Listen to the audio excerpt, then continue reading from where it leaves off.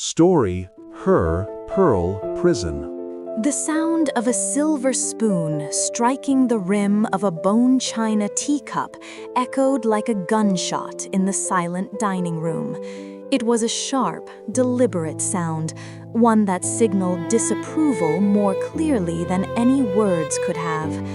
I stared down at my plate, watching the steam rise from the untouched Dover sole.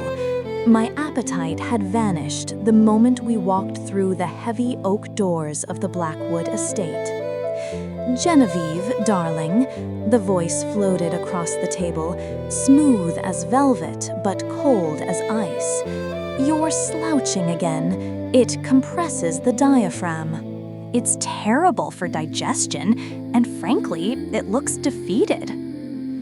I straightened my spine, forcing a smile that felt like it was cracking the porcelain of my own face. I looked up at her. Seraphina Blackwood. She was a woman carved from marble and dressed in silk. At 60, she possessed a terrifying beauty. Immaculate silver hair coiffed into a perfect chignon, eyes the color of a stormy sea, and a string of pearls around her neck that probably cost more than my parents' entire house. She sat at the head of the table, not eating, just observing. Always observing. "I'm sorry, Seraphina," I said, my voice sounding thin in the cavernous room.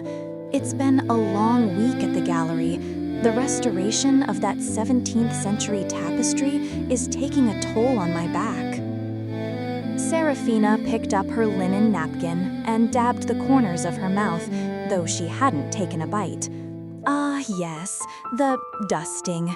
It's quaint that you still persist with that little hobby, Genevieve. But now that you are a Blackwood, one would hope you might focus on more substantial pursuits."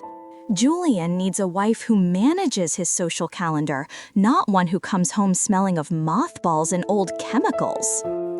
I felt the familiar burn of humiliation rise up my neck.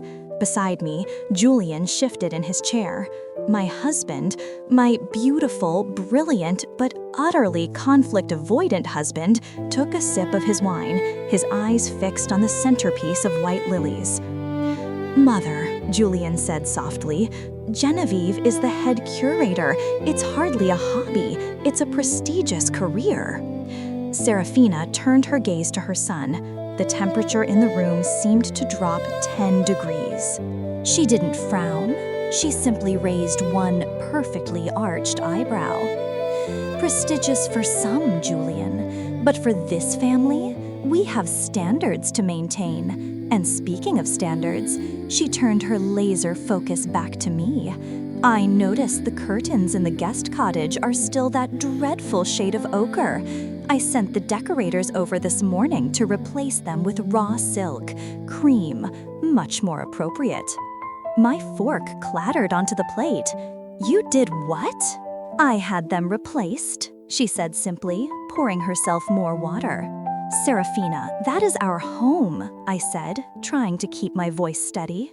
"Julian and I chose those curtains together. We like the ochre. It's warm." "It's garish," she corrected. "And since you are living on my estate, in the cottage I provided so generously so Julian could be close to the firm, I have a vested interest in ensuring the property doesn't look like a carnival. You should be thanking me. The silk is imported from Italy." I looked at Julian, pleading silently for him to say something, to draw a line, to tell her that even though we lived on the estate grounds, the cottage was our sanctuary. Julian cleared his throat. He looked tired. He always looked tired when he was around her. "Jen, the silk is nice quality. Maybe we can just try it? Mother is just trying to help." The betrayal stung worse than the insult. "It's not about the fabric, Julian," I whispered, my hands trembling under the table. "It's about boundaries." "Boundaries?" Seraphina laughed, a light tinkling sound devoid of mirth. "Oh, you modern girls and your buzzwords. Family doesn't have boundaries, Genevieve. Family is a single organism. We breathe together, we succeed together. Unless, of course, one part of the organism is cancerous. The silence that followed was deafening. I stood up, my legs shaking. "I think I've lost my appetite," I said. "Excuse me." I walked out of the dining room, feeling her eyes on my back like crosshairs. As I reached the heavy double doors, I heard her voice one last time, low and distinct. "She's too fragile, Julian. I told you. She doesn't have the spine for this life. You need a wolf, and you married a lamb." The walk from the main manor to the guest cottage took 10 minutes through the manicured gardens. It was autumn, and the wind stripped the leaves from the trees with violent gusts. I wrapped my shawl tighter around myself, fighting back tears. This wasn't how it was supposed to be. When I met Julian 2 years ago, he was charming, passionate, an architect with a vision for sustainable housing. We were in love, deeply, madly. But then his father passed away, and the empire fell onto Julian's shoulders. And with the empire came the empress. Seraphina had convinced us to move into the guest cottage just for a year while we saved for our own place. It made financial sense. It made logical sense.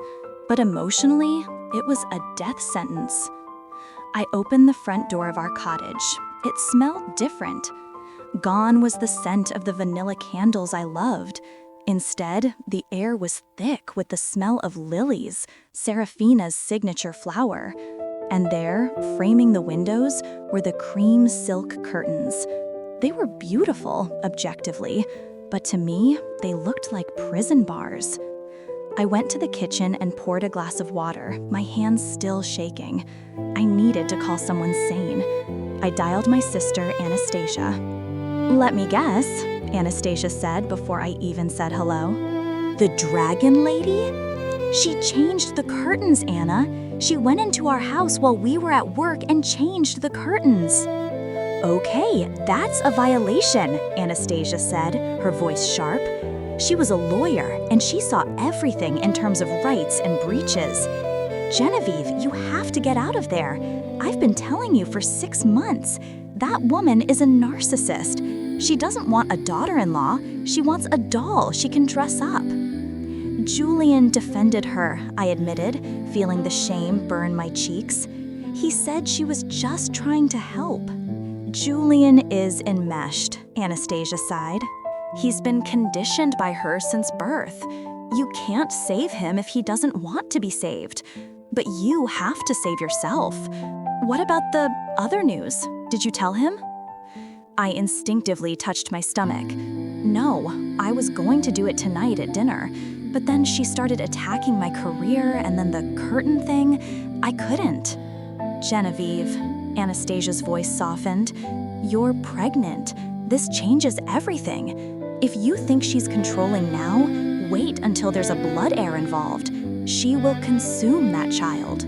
She will name it, dress it, and choose its boarding school before it's even born."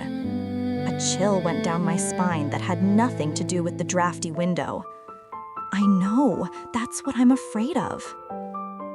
The front door opened, and Julian walked in. He looked exhausted, his tie loosened, his hair disheveled by the wind. He saw me on the phone and paused. "I have to go, Anna. I'll call you tomorrow." I hung up and looked at my husband. He slumped onto the sofa, rubbing his face with his hands. "I'm sorry," he said, his voice muffled. "I know she was difficult tonight." "Difficult?" I walked over to him, standing with my arms crossed. "Julian, she broke into our home. She insulted my life's work. She called me cancerous."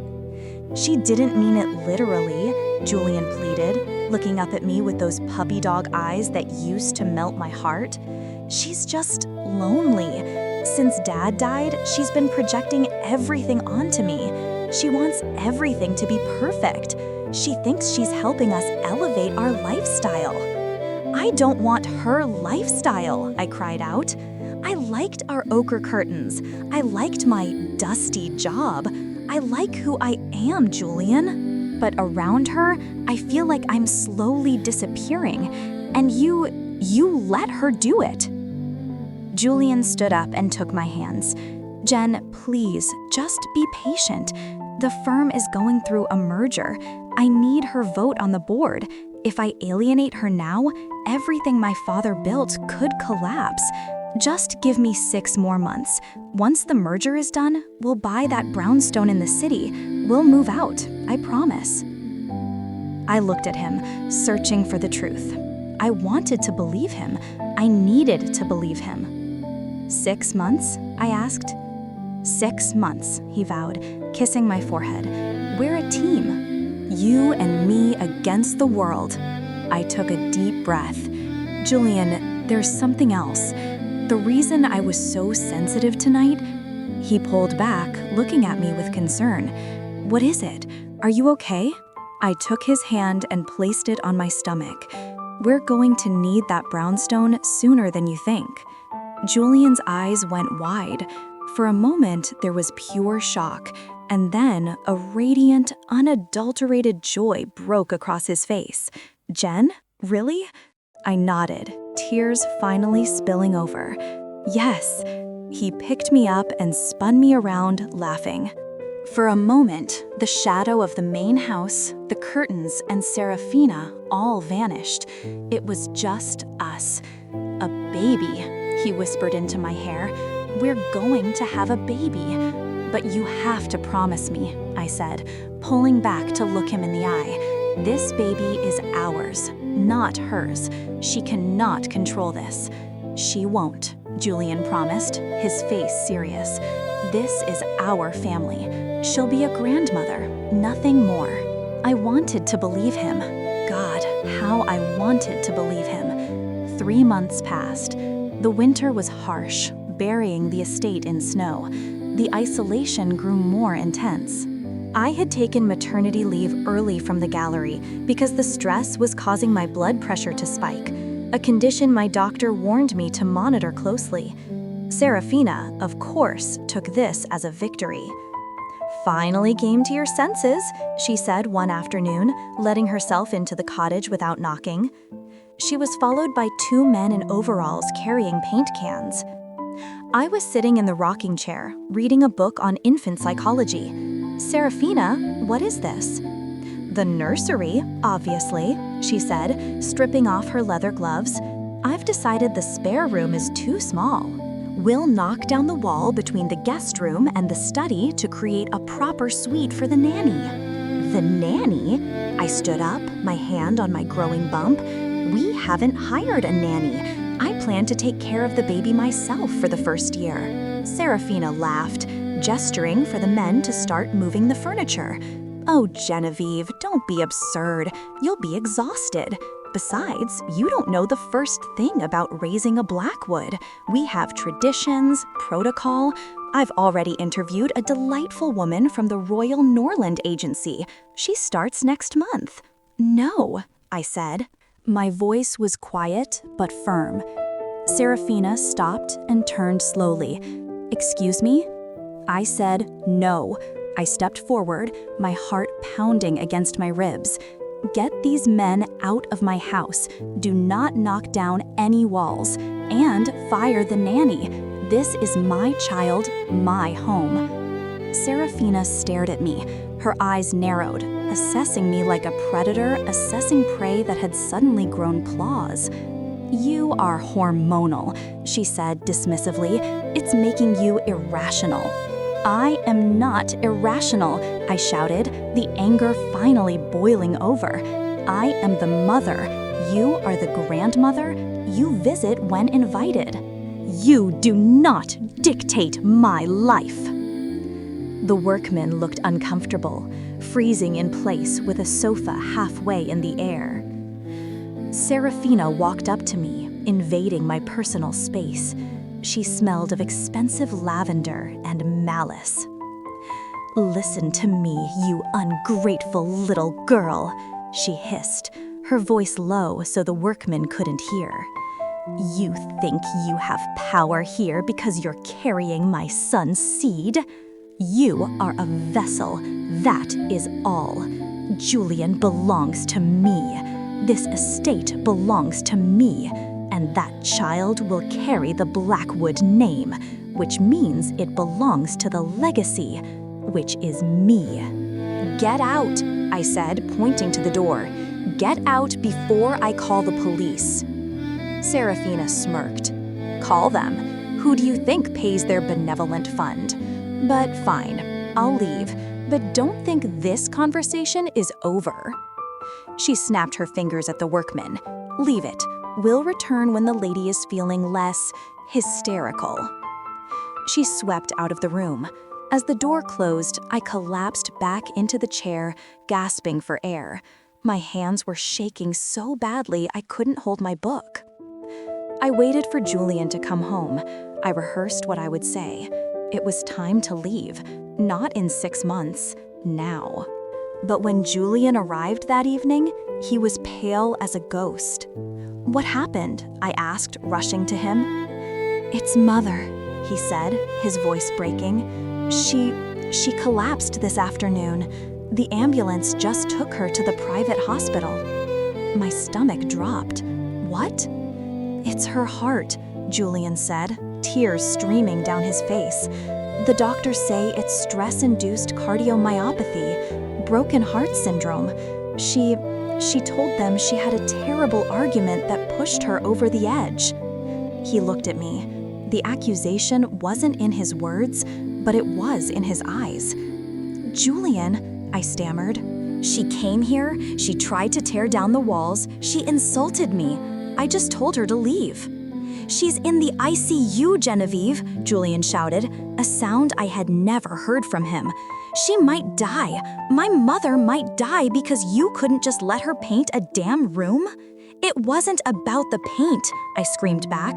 It was about control. She's manipulating you. Can't you see that? It's perfect timing. Stop it, Julian slammed his hand on the table. Stop demonizing her. She is a sick, elderly woman, and if she dies, I will never forgive myself, and I don't know if I could forgive you.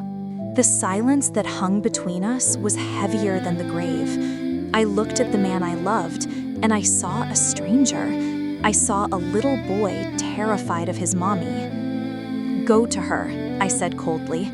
Go to your mother. Julian grabbed his keys and stormed out into the snow. I was left alone in the house with the cream silk curtains and the lingering scent of lavender. The next 2 weeks were a nightmare. Seraphina made a miraculous recovery, but she was frail. She needed constant care. Julian was at the main house every night, sleeping in his old room to be near her. I was effectively a widow in the cottage. I realized then that I was losing him. The 6 months promise was dead. We were never leaving. I started digging. I remembered something Anastasia had said about leverage. Seraphina controlled the money, the house, the firm. But everyone has a secret. I spent my days in the main house library while Seraphina was resting and Julian was at work. I told the staff I was looking for books to read to the baby, but I was looking for papers. Seraphina was meticulous, but she was also arrogant. She didn't think I was smart enough to look or brave enough to touch her things. I found it in a locked drawer of her antique secretary desk. I picked the lock with a hairpin, a trick I learned restoring old furniture that often came without keys. Inside was a medical file, not the one from the hospital, but a private one from a specialist in Switzerland. I opened it, I read the dates, I read the diagnosis. Patient Seraphina Blackwood. Diagnosis: mild acid reflux, anxiety. Cardiac health: excellent. No signs of arrhythmia or structural defects. The date was from 3 days ago. She wasn't sick. She wasn't dying. She had faked the collapse. She had paid off a doctor, or simply lied to Julian to guilt him into submission. I took photos of the documents with my phone. My hands were trembling, but this time with rage, not fear. Then I found something else. a folder labeled The Trust. I flipped through the legal jargon until I found the clause regarding the guest cottage. Upon the birth of the first heir, the custody of said child shall be partially granted to the trustee, Seraphina Blackwood, in the event of the parents' divorce, stipulated by the prenuptial agreement clause 14b. I froze. I never signed a prenup. I turned the page. There was my signature, forged. It was a good forgery, likely done by tracing, but I knew my own hand. The G in Genevieve had a specific loop she had missed. She wasn't just trying to control the baby. She was setting up a legal framework to take the baby if I ever tried to leave Julian. I felt sick. I felt like the walls were closing in. I needed to leave, now, tonight. I heard the front door open downstairs. Julian was home early. I shoved the papers back, keeping the photos on my phone, and locked the drawer. I smoothed my dress and walked down the grand staircase. Seraphina was sitting in the parlor, wrapped in a cashmere blanket, looking like a tragic heroine. Julian was kneeling beside her, holding her hand. "Julian," I said, my voice echoing in the hall. They both looked up. Seraphina's eyes were sharp, challenging. Julian looked exhausted. "Genevieve, not now," Julian said. "Mother is feeling palpitations again." "She's lying," I said, walking into the room. "Excuse me?" Seraphina gasped, clutching her chest. "Julian, make her stop. My heart." "Your heart is fine, Seraphina," I said, holding up my phone. "I saw the report from Dr. Strauss in Zurich. Excellent cardiac health. You have heartburn, not heart failure." "What are you talking about?" Julian stood up, frowning. "Genevieve, you're invading her privacy?" "I'm saving our marriage." I swiped on the phone and thrust it in his face. "Read it, Julian. Look at the date." She faked the collapse the day I stood up to her. It was a punishment, a leash to pull you back. Julian took the phone. He stared at the screen. He swiped to the next photo, and the next. The room was silent except for the crackling of the fire. "Mother?" Julian's voice was barely a whisper. He turned to her. "Is this true?" Seraphina dropped the act instantly. The frail old woman vanished. She sat up straight, her eyes cold and hard. "I did what was necessary," she said, her voice steady. "You were drifting away, Julian. She was poisoning you against me. I needed to remind you where your loyalties lie." "By faking a heart attack?" Julian asked, his voice rising. "By making me think I killed you?" "You are a Blackwood," she snapped. "You do not abandon your family for some shop girl with a womb." "And the forgery?" I cut in. "The prenup I never signed? The clause to take my baby?" Julian whipped his head around to look at me. "What?" "She forged my signature, Julian. She has a legal strategy to take custody if we divorce. She's been planning this since the wedding." Julian looked back at his mother. He looked like a man waking up from a long, drugged sleep. The horror on his face was absolute. "You," Julian stepped back from her, "you are a monster." "I am a mother." Seraphina stood up, throwing the blanket aside. "I built this life for you. I protected you. She will leave you, Julian. She is weak. She will take the child and turn it into a nobody. I was ensuring the legacy." "The legacy is dead," Julian said. His voice was flat, devoid of emotion. "Because you killed it." He turned to me. "Genevieve, go pack the car." "Julian, you can't!" Seraphina shrieked. For the first time, she looked truly afraid. "You have no money. The accounts are in my name. If you walk out that door, I will cut you off. You will have nothing. No inheritance, no firm, nothing." Julian walked over to me. He put his arm around my waist, pulling me close. I felt his heart hammering against my side. "I have my wife," Julian said, looking his mother in the eye. "I have my child, And I have my talent. I'm an architect, Mother. I can build a house. I don't need to live in your mausoleum anymore. You'll be back, Seraphina screamed, her composure shattering completely. She looked wild, old, and pathetic. You'll be back crawling on your knees when the money runs out. Goodbye, Mother, Julian said. We walked out of the parlor. We didn't go to the guest cottage to pack. We just walked out the front door, into the cold night air. We got into Julian's car. He started the engine. As we drove down the long, winding driveway, I looked back in the side mirror. I saw a silhouette in the window of the manor, watching us. A lonely figure in a giant, empty castle. Where are we going? I asked softly. Julian reached over and took my hand. His grip was tight. To a hotel. Then, tomorrow, we call your sister. We get a lawyer, we sue her for the forgery, and then we start over. It's going to be hard, I said. We won't have the money. I don't care, Julian said, and for the first time in months, he smiled. A real smile. I feel lighter. I can breathe. I squeezed his hand. Me too.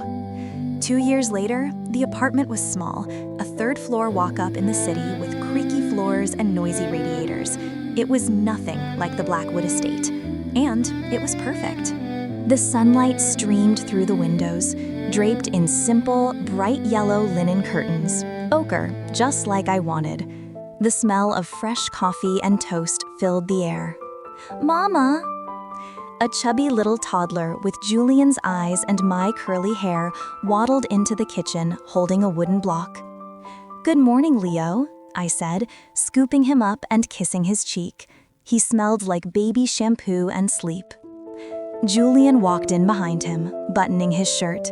He looked tired. He was working long hours at his new firm, a small partnership he started with a friend, but he looked happy. The lines of stress around his eyes were gone. Is he causing trouble already? Julian asked, kissing me on the lips. Always, I smiled.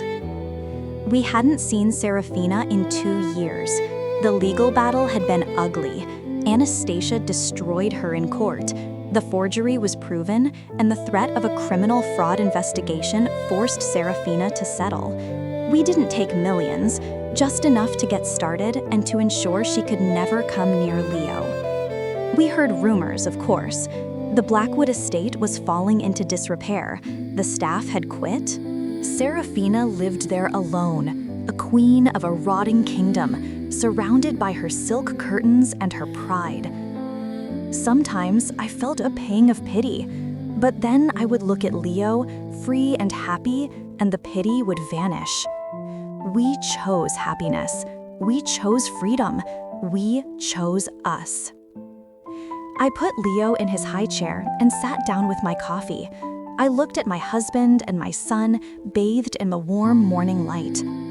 We didn't have the millions. We didn't have the prestigious address, but we had everything that mattered. We had won. Dear readers, thank you for reading this story of struggle and liberation. Family dynamics can be incredibly difficult, especially when dealing with toxic control and manipulation. Have you ever had to deal with a monster-in-law or a controlling family member? How did you handle it? Did you have to make a tough choice like Genevieve and Julian? Please share your stories and thoughts in the comments below. I read every single one of them. If you enjoyed this story, please like this video and subscribe to the channel for more emotional, real-life dramas. Turn on the notification bell so you never miss a new story. See you in the next video.